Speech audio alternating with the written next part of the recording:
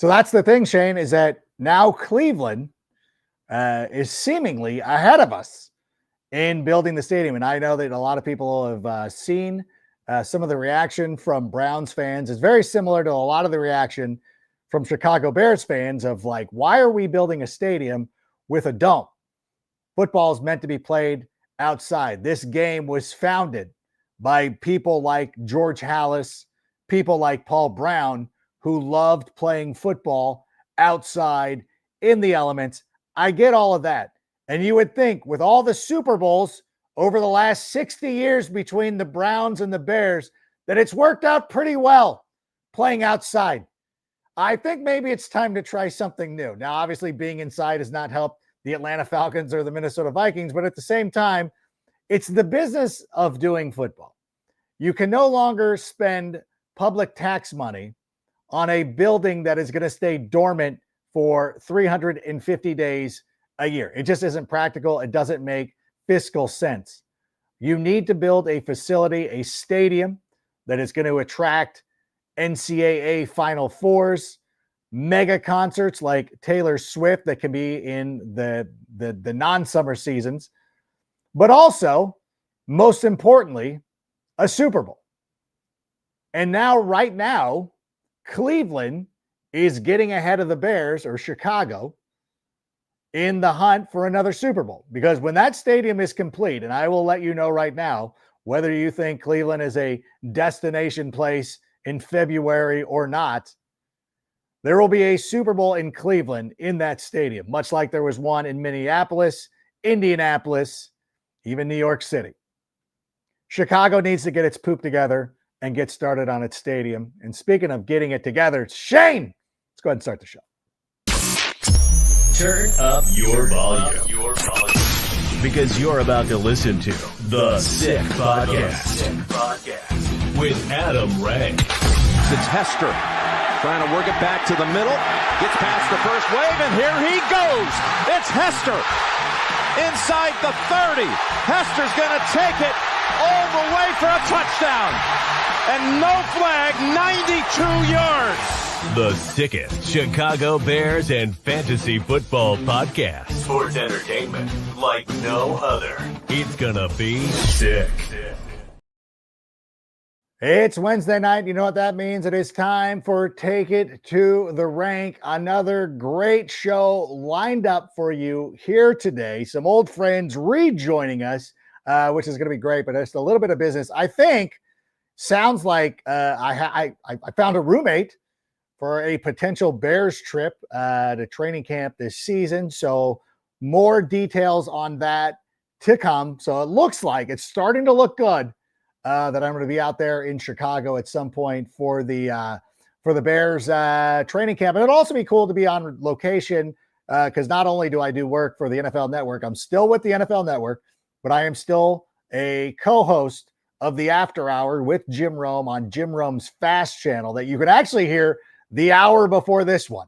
That's why Take It to the Rank has been bumped back an hour. Just got done with the Jim Rome show. Did it with Brian Weber today. Chopped it up with him, my old NFL Network colleague. We chopped it up and had a good time. So if you get an opportunity, if you have Samsung, Amazon Prime, anything like that, I implore you to go check that show out as well. But stay here. Don't leave now. Stay right here because there are a lot of cool things to talk about. Also, we had Dave Rossborough of Circa Sports on last week. Circa, we were talking about the Scott Fish Bowl and fantasy football. Next week, after the 4th of July break, we'll be diving into some fantasy football, which should be a lot of fun. You're not going to want to miss that. We're going to be lining up some guests from the fantasy football community. Yeah, that's right, Shane and Sammy and everybody. I'm lining up guests right now. I should probably give you a heads up of who we're bringing in, but we want to do that very soon and get that going on. But for right now, more importantly, rejoining the show. He's been out vacationing. He's been out enjoying his life. More importantly, he's been out doing a great job for CHGO. But please welcome back to the show our friend, Greg Braggs. Greg, how are you living? Let's go. We're back and better than ever. It's July, so I'm excited. That means it's the same month that the football season starts, July 31st. First game we'll see on TV. Training camp just under 3 weeks away for most teams. So The countdown is officially on, my friend. Yeah, it's like a real thing now. Like I was shocked yesterday when I was doing the show with Andrew Siciliano, and he's like, "Football's this month. Like it's July 31st, but there is going to be football this month." And now it just feels it feels so long, but now it feels so short. Like we're basically there. We're basically there and ready to go. And one of those things too is like, oh, I got to get my flights and everything. Like I got to fire in on the VRBO that I'm going to be. Well, more importantly, how many more rounds of golf can you get in before football officially starts? That's the bigger question. I want to ask you about your game because I know that you've been progressing. You have this weird thing that I don't understand how this works, but there's like certain times, and I'm not talking about like, 'cause you're busy with football, but the weather doesn't allow you to golf year round. Is that true? Yeah. That's how it works here in the Midwest with our Fahrenheit temperatures that we follow. And sometimes it gets below 30 degrees. Now, my crew, the guys I golf with, we will golf in the upper 30s, low 40s. We're not afraid to push it all the way to December and even January if it allows it. And my buddy's got like a heater for the inside of his golf cart. We pull out all the James Bond features to push our golf game as far as we can. So we probably get more months in than most people do here in the upper Midwest. But yes, we aren't living as cushy as you are over there in sunny California. We gotta earn our rounds. Thank you very much. Listen, dude, a lot of times once we get past the warm months of September and October out here and the temperatures dip, like I'll be out there when it's 9 degrees. I'm trying to wait. Hold on. Let me do the math for you guys. But like there are mornings, not even joking around, where it is the high 40s out here in Huntington Beach and Long Beach. It's never dry. I have like shoes that have webbing in them, and I have to leave them out in the desert because I can never play here because our courses are never dry unless you play in the late afternoon or something like that. So you got to go out. The only tips I would give you guys is number one, if you walk, you'll stay warm because riding in the cart when it's cold is the worst part of it. Have waterproof shoes. My Asics are waterproof, and don't leave your clubs outside overnight. That is a big one that people like, they'll leave them in their trunk or whatnot. Leave them inside.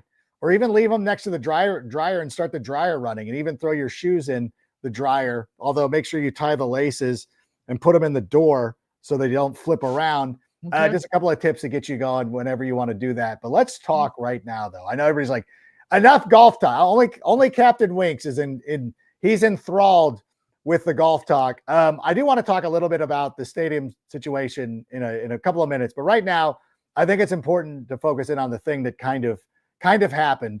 And not even Caleb. We talked about Caleb Williams on CHGO. I talked about it on this show without you. So I don't feel like we need to discuss it right now. I need to talk about the notion that everybody is trying to trade Cole Kmet. What the actual heck are you all talking about? Oh, once Miami got rid of Jonnu Smith, it was like Cole Kmet to Miami, which was and still is ridiculous. They ended up with Darren Waller. First of all, Darren Waller's back in the NFL. What do you make of that? Yeah. It's like, I don't feel like playing. Yeah. When it's on the Giants. Yeah. On Miami, South Beach. Sure. I'll go out there and take it. I will tell anybody too. I'm not saying that he's going to be a fantasy superstar. I'm not drafting him unless my team goes 18 rounds, 19 rounds, 20 rounds. But at the same time, Jonnu Smith had double-digit touchdowns last year. I will take somebody that's going to have an opportunity with Tyreek Hill and Jalen Waddle on the outside of somebody poaching touchdowns again this season.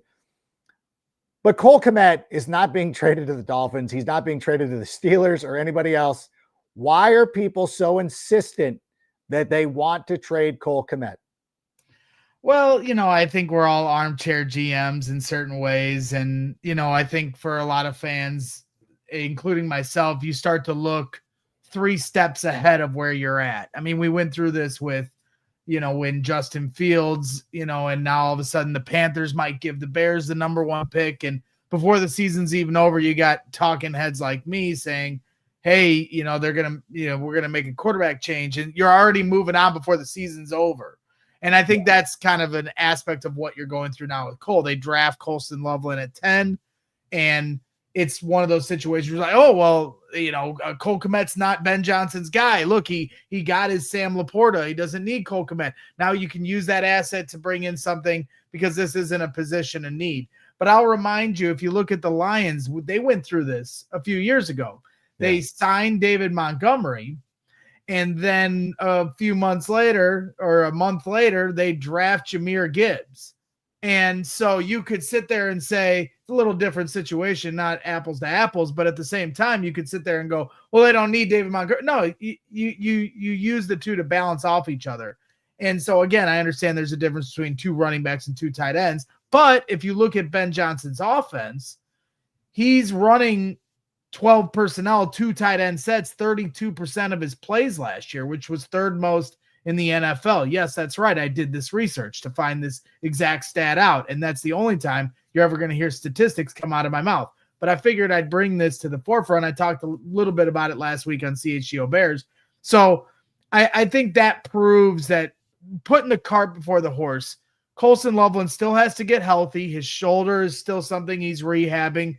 He's behind on where they're at as a team, and let Colston Loveland develop on a more healthier standpoint.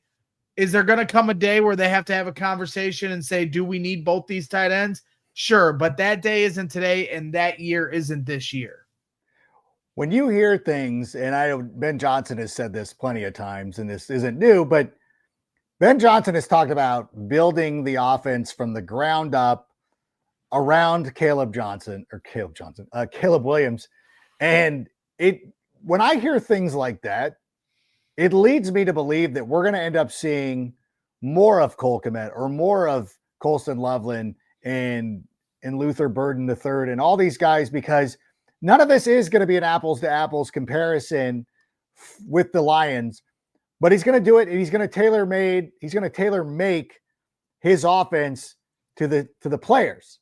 And they drafted Colston Loveland knowing that Cole Kmet was here, knowing that they had no reason to get rid of him. All right. So I think, do you agree? Like, I feel like they're more locked in than ever with Cole Kmet. And I think that the fact that the Dolphins it wasn't even just Cole Kmet. There are other teams like Michael Mayer for the Raiders, or there's other seemingly expendable tight ends out there. The Dolphins had to rely on Darren Waller, like a guy who was producing rap videos or whatever he was doing. A nice player back in the day, but people aren't getting rid of tight ends, I think is my point. Would you agree with that? Yeah, there's no reason to. This is an asset for that room, tight end room that you have this year. Again, you can let Colston Loveland, take his time developing, take his time coming back from rehab. You know what you have in Cole Kmet. And yeah, I get it. People are going to look at Sam Laporta and say, he really shot out of a cannon his rookie year under Ben Johnson. I'm looking at it right now. He started 14 of the 17 games. He had an even better year his rookie year than he did last year. He started all 16 games last year, but Sam Laporta was targeted 120 times his rookie season for 86 catches. I don't think that that's going to be the same thing for Colston Loveland this year. I'd be very surprised.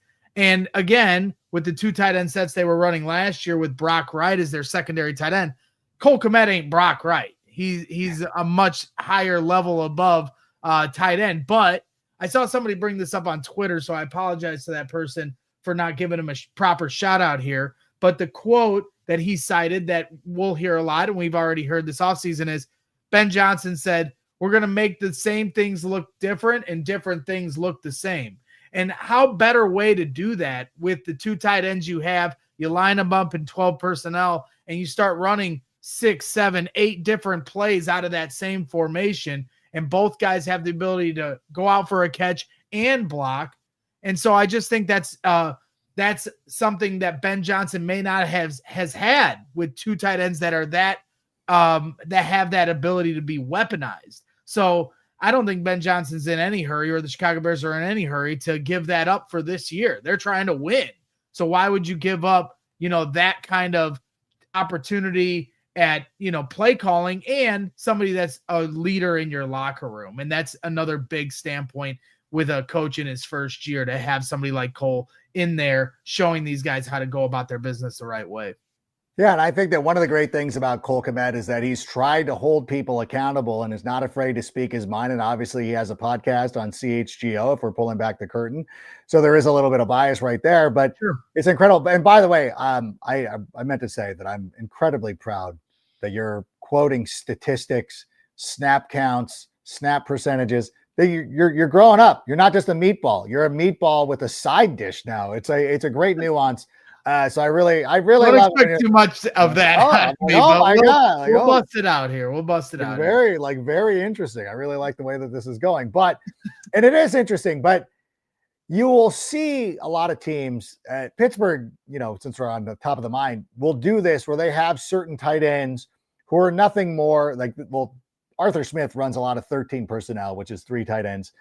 And you'll see some tight ends are just blocking, like they're glorified tackles. It's almost like if Braxton Jones was out there at tight end, he was wearing number 17 or something. You're like, oh, now he's a tight end or whatever. You get a lot of that. The great thing about Cole Kmet is, number one, I think he's a better blocker than people give him credit for. I think the dude can block and he's not afraid to mix it up, but he also catches really well. And I think that is a huge weapon. Like for me, when everybody sits here, and I'm guilty of this as anybody, when we always talk about like, who are players who don't play for your team that you wish that they did? And my number one was always going to be like George Kittle. Like I always thought that not getting George Kittle was always a huge whiff on our part, mostly because of Adam Shaheen, but also because like he was at Iowa killing it. Why? I will never forget the draft with Daniel Jeremiah. Like, hey, Adam Shaheen. I was like, oh, well, Traitsy. And I'm like, shut up with your Traitsy, whatever. Do you not see? Although I like George Kittle, I also really like Jake Butt, who did not develop in the NFL. I was a Kittle guy, but I also would have preferred Jake Butt over Adam Shaheen. I guess it wouldn't have mattered because they both were not NFL caliber players, apparently. But my point being, Cole Kmet, to me, plays a lot like George Kittle. Like he can be our version of that. I think he can block. I think he can get busy. I think we can run things for, like we saw it, like the one time that we were actually running plays where we had a tight end in motion last year, the game against Jacksonville, where we saw the ability and we saw what happens when Cole Kmet has the ability to be unleashed. The only problem is that the Cardinals, who actually had a pretty underrated defense last year, also watch film. I don't think Shane Waldron ever did. I think Shane Waldron was like this kid who plays bad and is like, yeah, 4 verts has been working against the computer every time. I'm going to keep running that. Well, eventually a human being on the other side will be like, I'm going to take away 4 verts. And we never really got to see anything built on what Cole Kmet was able to accomplish in that London game against Jacksonville. I say that when you get an opportunity to get 2 guys out there who can both play tight end, we're going to want to go out there and have them on the field. Like that is going to be an advantage for the Bears. And you don't have to have Luther Burden. And I see some people in the chats talking about like Luther Burden III is going to be a problem, but it's like, yeah, we don't need to put him out there 80% of the time. We can kind of mix and match. And then you mix up personnel. The defense doesn't know what's coming. To play to your point about like, we want to make the same things look different. Like that is one of the things that you always want to do. Like you would have basically the same 4 plays, but just have different personnel and you make it look different. So I'm in agreement there. I love this. Have you talked to Cole over the last couple of weeks? What's his podcast schedule like? We haven't gotten the podcast schedule hammered down yet. He got married over the off season about a month ago. Oh, that's right. He's on honeymoon. He's been playing a lot of golf.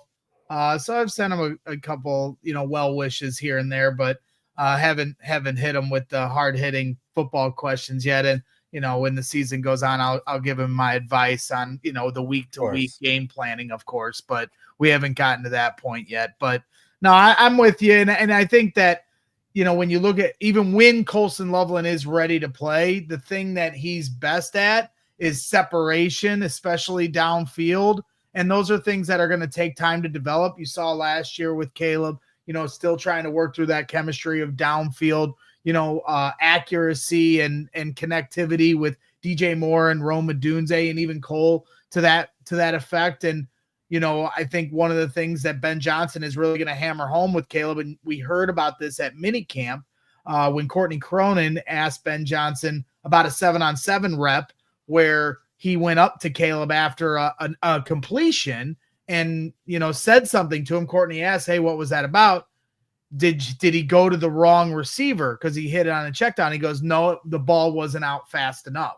And so one thing I think that Caleb's really going to get hammered home this year is that you got to get the ball out of your hands. And so that's going to be a lot of stuff where you got to depend on your tight ends underneath. You got to depend on your running back spilling to the outside, for the check downs and take those, gimmies that the defense are giving you to be able to open up the stuff that's downfield and take what Ben Johnson is drawing up that's intended for that player to be open. And I think Cole will certainly benefit from that stuff along with the rest of, the weapons they have on offense.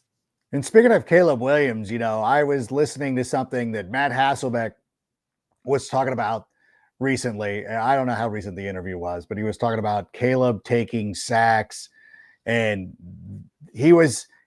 I believe, if I have these numbers correct, that he was responsible for about 17% of his sacks, which isn't as egregious as people lead you to believe, but it is actually the highest number of starting quarterbacks in the NFL. Do you think, whenever these guys come out and they're talking about Caleb Williams and they're talking about the sacks, how much of that do you think is justified? Like, I know, and we'll probably get into this in a second, but it's like, I understand that there's fair criticisms of Caleb Williams. How much of it do you think is justified? Well, I think, you listen to different former quarterbacks, Kurt Warner or, Matt Hasselbeck or whoever, different guys that are in the media that are former quarterbacks that are going to speak on their perspective. And the one thing when you talk about, have I talked to Cole, I think the number one thing I learned from him last year when he would come to the studio and we talk a little bit of football, I'd grill him a little bit before the show started. And he was always very, open, but he really showed me how little anyone that's in sports media, whether you're someone like me that's a meatball fan that has a very surface level knowledge of the game compared to what these guys do every day for their entire lives, or media members that have covered the team for 30 years, or even former players, like former quarterbacks or offensive linemen like Jeff Saturday or whoever. If you're not in that room and you don't know the protection calls, you don't know the little nuances of the execution of each play, you don't know the route depth that certain players will need to run on, you don't know the call, the cadence before the snap. There are so many little things that affect a play. And then for us as the guys that are watching on TV or in the stands to say, I know this is his fault, you only know half of the equation. You only know half of the puzzle.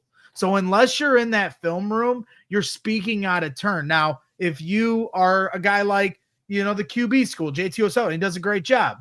When you watch his breakdowns, he'll acknowledge there's certain things that he doesn't know about what's happening here. But, you've seen enough plays ran that you can pull a certain aspect. But when you talk about sacks and those kind of things, like we are guessing to a larger extent.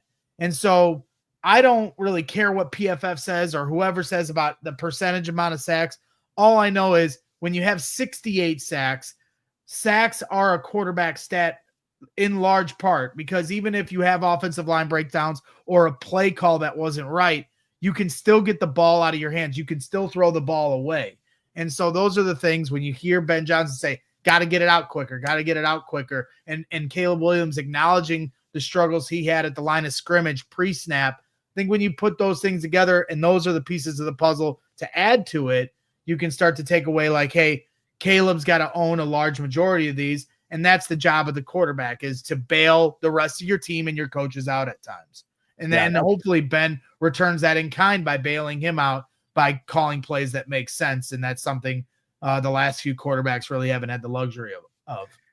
Yeah, and we don't want to get to the crutch of like, well, he wasn't coached or anything like that. And because now people are like, well, everything's out. Like, hey, like no more excuses. You got Ben Johnson, you got Colston Loveland, you got Luther Burden III to go with this team. Excuses are out. And you're like, yeah, pretty much. We acknowledge that. We we can sit here as rational human beings, even as meatballs, and be like, there are no more excuses. I agree with that. And he doesn't need to go out there and necessarily win a Super Bowl and throw for 5,000 yards, but we need to see that this is the quarterback of the future. At least he's making progress to be the quarterback of the future. I think most people, even the most delusional like ourselves, will acknowledge that fact. The only thing I don't like, and I know that you said we don't care what Pro Football Focus thinks, I sort of care. I sort of care when things like this come out. So Shane, I don't know if you can pull this out. It's the ceiling and floor list. And I know my rule with PFF is I don't use their stats if it doesn't fit my agenda, but if it does fit my agenda, then that's the first thing I cite. You're like, not my narrative. But if it does fit what I'm saying, then I absolutely love it. You know, what's funny is I was looking over this again. I get so into the Caleb Williams thing. I didn't notice that Drake May's ceiling was Trevor Lawrence. Like, what the actual bleep? Trevor Lawrence. I mean, like, I don't think that Trevor Lawrence is a bust by any stretch of the imagination, but I think Trevor Lawrence has some ability and could do some nice things moving forward. Daniel Jones seemed a little extreme. I think Mac Jones is the better floor for him, and you can put Daniel Jones on Bo Nix, and his ceiling's Drew Brees. Like, okay. JJ McCarthy, Joe Burrow. Like, all right. Michael Penix, Justin Herbert. Let's go. Daniel Jones, or Jaden Daniels, excuse me. His ceiling, Lamar Jackson. That's amazing. Caleb Williams, his ceiling, Jordan Love.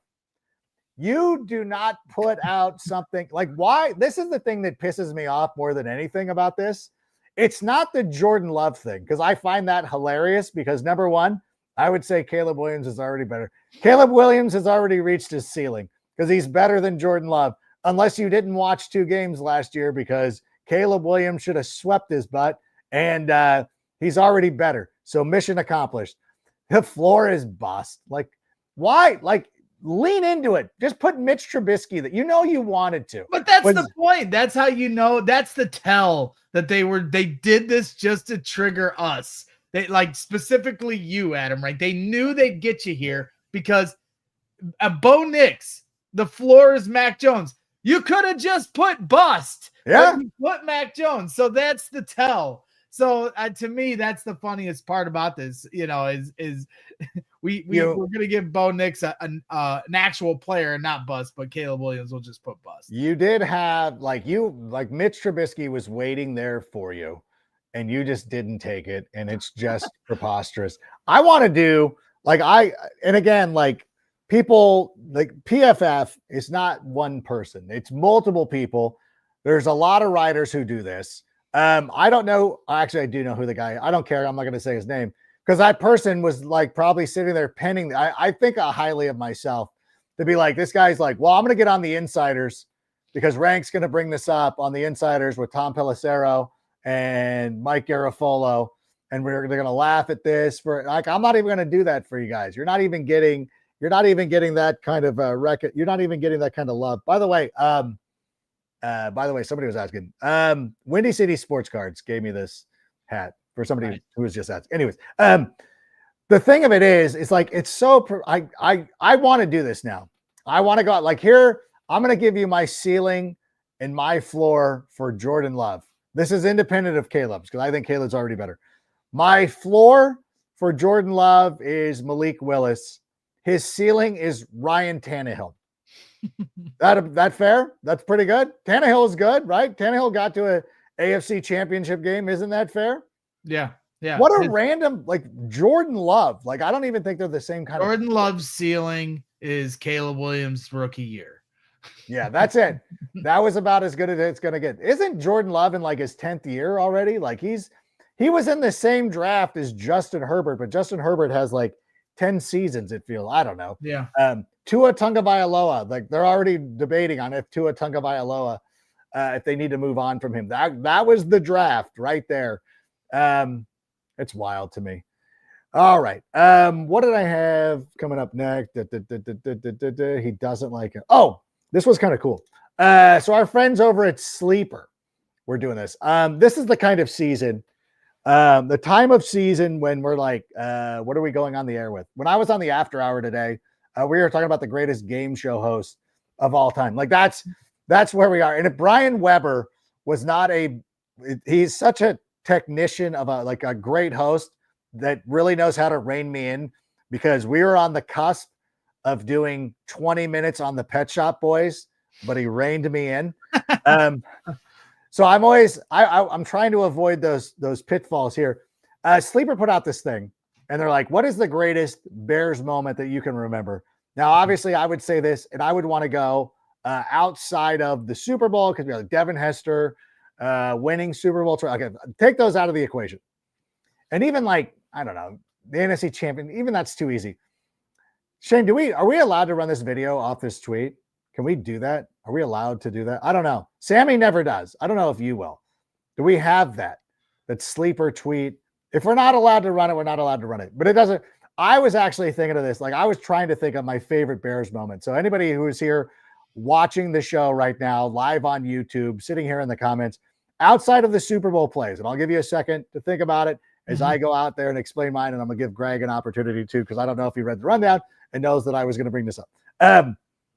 I really do. One of my favorite moments, and it's, again, this is the travesty of being a Bears fan, is that a lot of our favorite moments is the Devin Hester touchdown return in the Super Bowl, a game that we lost. And you're like, I don't want to do that. But then the moment I keep thinking about is the Bear, like Khalil Mack's first game with the Bears. Like, it was for 3 quarters, so incredible. Like, I don't think I've ever remembered somebody new joining a team and then completely taking over a game like he did. And honestly, like, the way that the game ended was really bad. And honestly, my son, who was born in 2018, I'm lucky that I was holding him, because it kept me from getting into throwing my Diet Pepsi across the room type of stuff at the end. Like, just had to sit there and wear it because I had this newborn in my arms. But that to me was like one moment. I know there's some other games like Mike Brown's interceptions or whatever, but the first half of that Khalil Mack game was one of the greatest experiences I've ever had in football, and I absolutely loved it. And so, Greg, if I hope I'm not putting you on the spot too much, but like, what were you leaning towards? Well, let me ask you this: when your newborn, is that his first game ever alive for?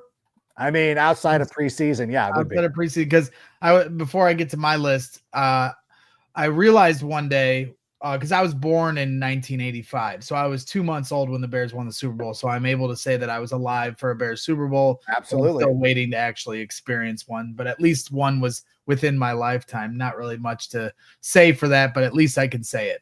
But I did realize I was born on November 29th, and the first game I was alive for was the only loss of the Bears season that year. Oh, no. So that didn't bode well for the start of my Bears journey in my lifetime. So that's my little newborn story for myself. But going back to non-Super Bowl, non-NFC championship games, because obviously we can go to Bernard Berrien's touchdown. And there was a lot of great moments against the Saints in that game, in my opinion. But I'll leave the NFC Championship and the Super Bowl out. To me, I mean, it's a combined moment, but it for me is one of the wildest 2-week stretches in Chicago Bears history, where Mike Brown takes a pick six back 2 weeks in a row, and you just couldn't believe what you were seeing. The Bears go on a playoff run that year, and you forget that one of the pick sixes for a touchdown for Mike Brown actually was after a Hail Mary to tie the game in the end zone at Soldier Field. So to me, that's probably up there. I see Stu Dog saying the 06 Bears Cardinals. I mean, that's literally, the Monday Night Miracle, that's an easy one too. You almost have to throw it out if we're just trying to get creative. I again, like Devin Hester, I think had so many moments.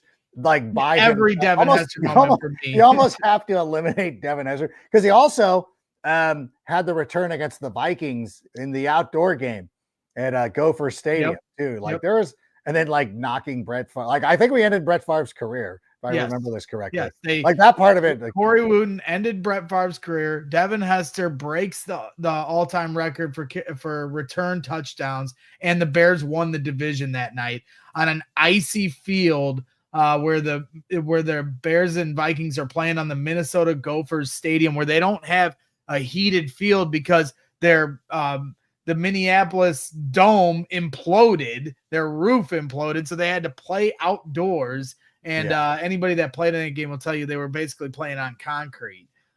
So that was a great moment. I think if you look at the 2018 season, which is a little more recent for people that are tuned in, and I think probably for a lot of younger viewers, their favorite season, club dub, and all the vibes that season brought was certainly special. Beating the Rams, on prime time at Soldier Field, and the dominance that defense showed. That's probably up there. That was my birthday weekend. And we were like, and obviously for people who know, I live in Huntington Beach, and there's a boat parade that's always on my birthday weekend over the holiday season, because I have a December birthday. And we got invited. So there's 2 nights of the boat parade. There's Saturday night's the big night. Everybody's having blowouts and parties and all this stuff. And the Sunday parade sort of sucks. And we got invited to somebody's house on the Sunday for the boat parade. And I remember having an argument with the wife and being like, she's like, hey, we got invited over to the Bear, whoever it was. Like, hey, we got invited over to their house. I'm like, boat parade? Like, sick. Like, oh, Saturday night? Like, who's going to watch the kids? She's like, no, it's Sunday. We can bring the kids. I'm like, I'm not going to that. No. The Bears are playing the Rams. And they're like, yeah, but they'll put the game on the TV. I'm like, it's not the same. It's not the same. It's also my birthday weekend. My birthday was the day before, I think it was, or it might have actually been that night. Like, we're sitting there. Why? And I'm not allowed to go crazy, but I'm having like a great time while, a bunch of senior citizens are out watching a boat parade. But really was like one of the best games, which is, it also makes the double doink like more, like even worse, because you're like, we would have been playing the Rams the following week. Like that, we would have destroyed that. It would have been in LA. It would have been amazing. And it would have been all Bears fans there too. I think they would have beaten the Rams that next week. But it would have been interesting. And we kind of got that moment stolen from us. And we're still tracking down the first playoff win in a long time. Robbie Gould, if you go back to the Super Bowl season, they beat Seattle in the wild card round. Robbie Gould kicks the game-winning field goal in overtime. Rasheed Davis with a 20-yard catch over the middle to put him in field goal position. That was a wild moment for us as Bears fans. That isn't Devin Hester centric, because I can easily ring off every Devin Hester moment. There's a few others. I think another one that's kind of obscure. The Bears played the Panthers in 2010 or somewhere around there, and Tim Jennings had 2 interceptions off Cam Newton. Tim Jennings is always one of my favorite Bears, like that nobody seems to mention, like underappreciated Bear of his time. So that was one of my favorite games that I've been to in quite some time. So I think those are some of the ones that stand out. If you go to the 2018 season, you have the Mitch Trubisky 6 touchdown performance. I was in the stands for that.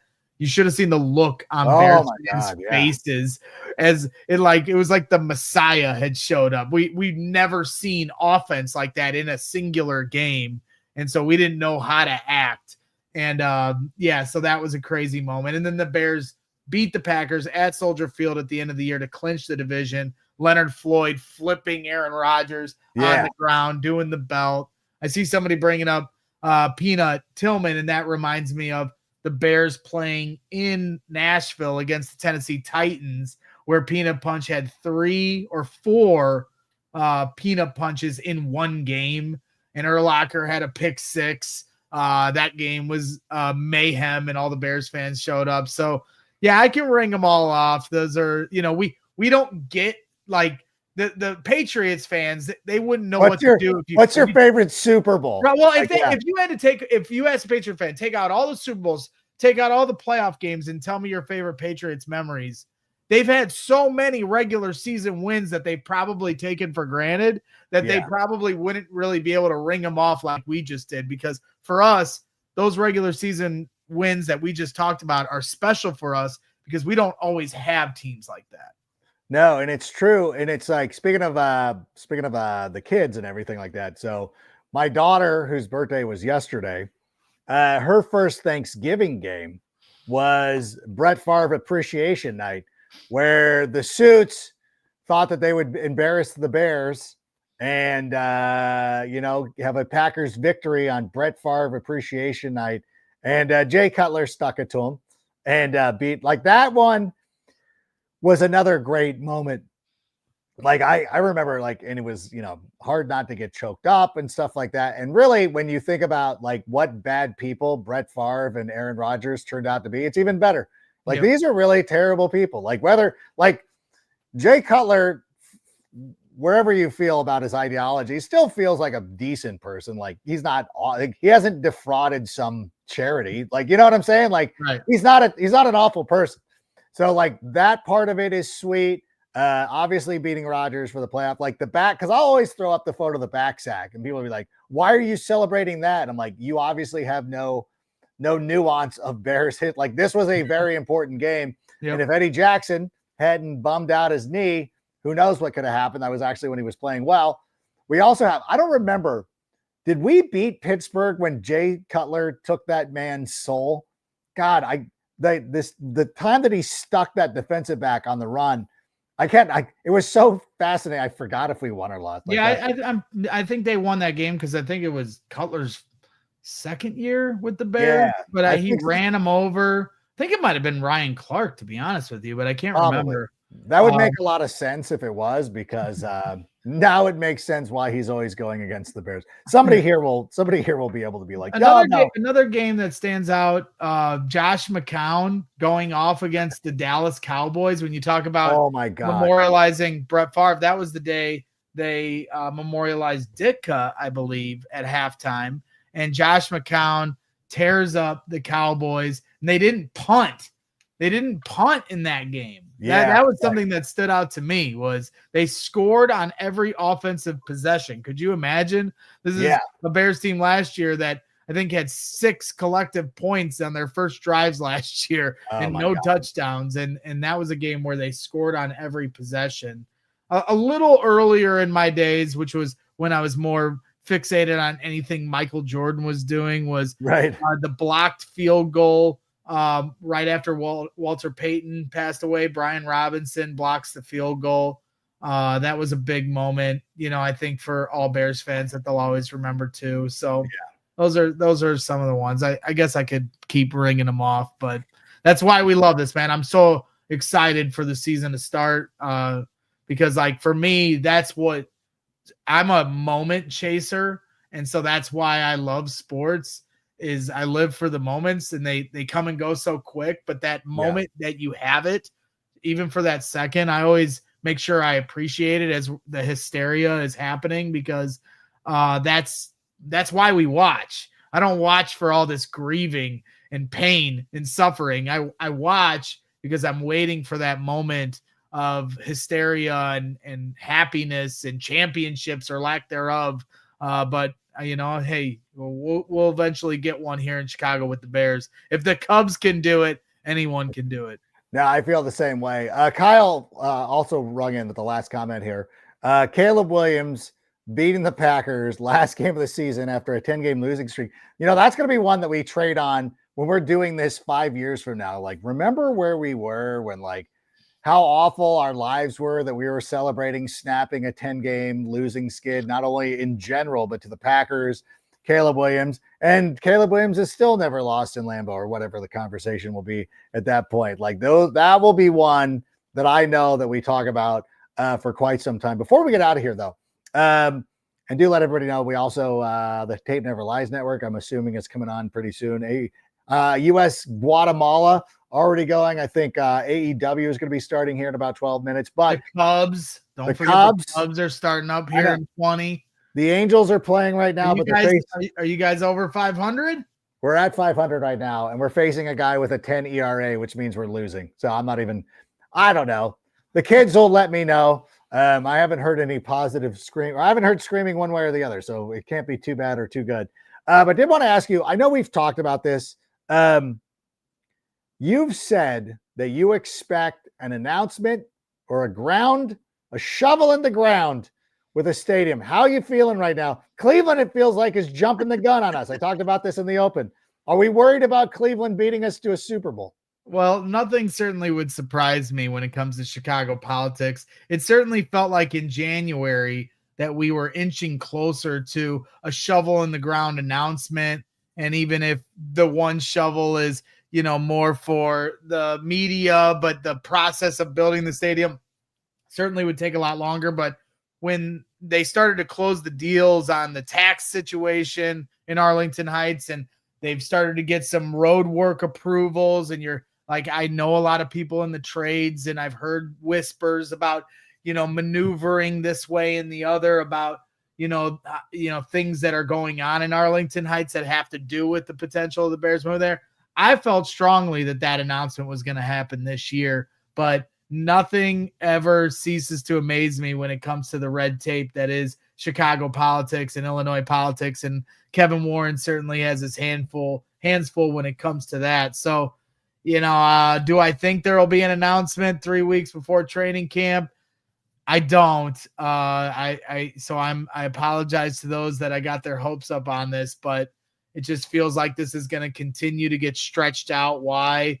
I can't give you an exact answer, but I do think that it is inevitable that the Bears' new stadium will be in Arlington Heights. It's not a matter of if, it's more a matter of when, and why we have to wait so long, I'll never know. But it for me, it's so on the backside of my mind, because whether they agree or not, this stadium is not going to be completed until after 2030, easily, in my opinion. No, even if they agreed to it right now, for all the things that need to be done in Arlington Heights and all the different people that got to get their pockets lined, for all this, they're not getting there anytime soon. So it's just, for me, it's like, just wake me up when they build it.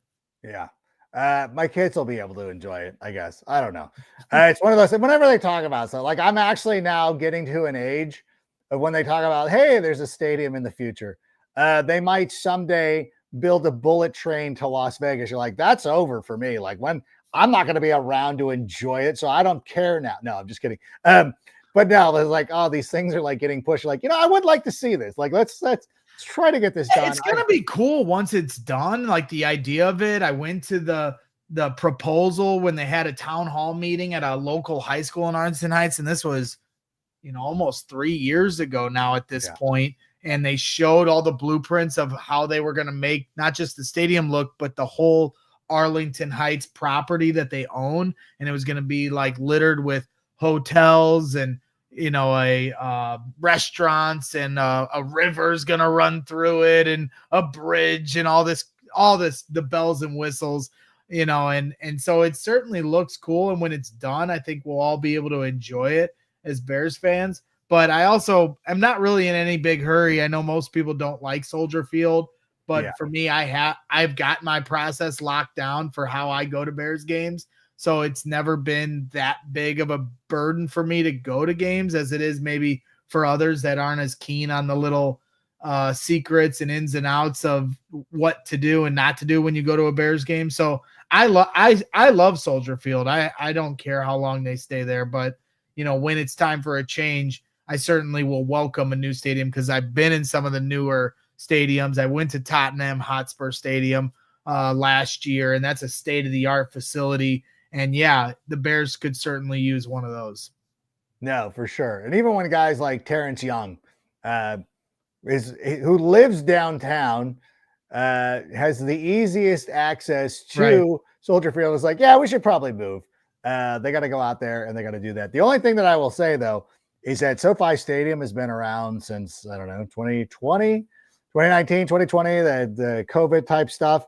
Like, it is still not as built up as it should be at this point, which gives me pause. Although LA Live finally looks cool, but it's like, God, and like when a stadium is built, there's going to be a couple years before it's really pumping around the stadium. I know too. I haven't been to Minnesota since they had their Super Bowl, but even then, that was just by itself, and I'm sure it's been built up around it now. But still, at the same time, like the stadium gets built, and then it's more years for the infrastructure. So let's get to it. But again, that's something that's for the future, and don't really need to worry about right now because we got Ben Johnson and we got Caleb Williams, we got all this good stuff. But listen, want to thank you for being here. Really appreciate you coming back and being able to talk some Bears football. Next week, we're going to start talking some more fantasy football. If you want to partake in that, you're more than welcome to study up on it. But at the same time, we'll be back next week for another edition of Take It to the Rank. Maybe we have news to talk about, maybe we don't, but it's always a good time to sit here with you, Greg Braggs. Thank you so much for being here, and we'll see you soon. Let's go. Bear down. All right, so for Greg, I'm Adam. Bear down, and Shane, go ahead and play us out. And that's a wrap. Hope you don't miss us too much until next time. Follow the Sick Podcast with Adam Rank on YouTube, Instagram, Facebook, Google Play, and Apple Podcasts.